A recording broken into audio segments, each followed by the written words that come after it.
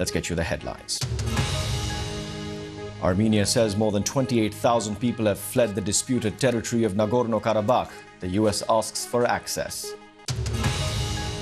The UN defends its Convention on Refugees after the UK Home Secretary calls it outdated and in need for reform.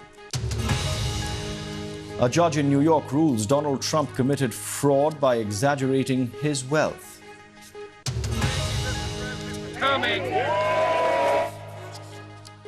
Joe Biden visits striking car workers in Detroit, becoming the first sitting US president to join a picket line.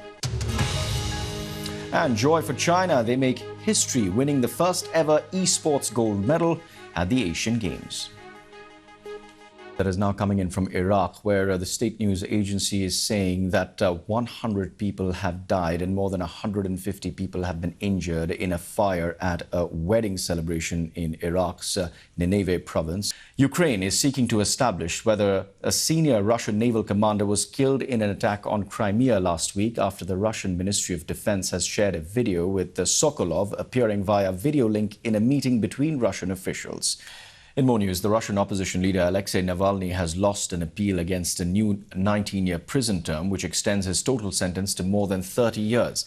He rejects all the charges against him, which range from fraud to extremist activities, and described the accusations as politically motivated and an attempt to silence critics of President Vladimir Putin.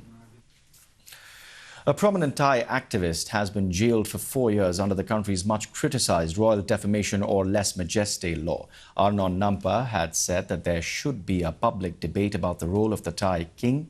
Thailand's Lèse Majesté convictions have risen to a record high over the past 3 years.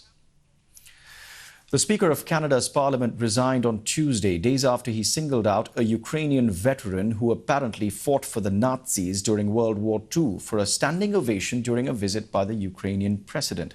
Now, this is when Mr. Rota apologized in the Parliament last week after facing growing pressure to step down. Mr. Rota said he regretted his decision to recognize the man and accepted full responsibility.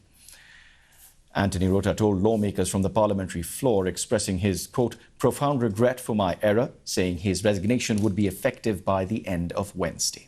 The U.S. government moves closer to a partial shutdown as Congress puts its funding in limbo.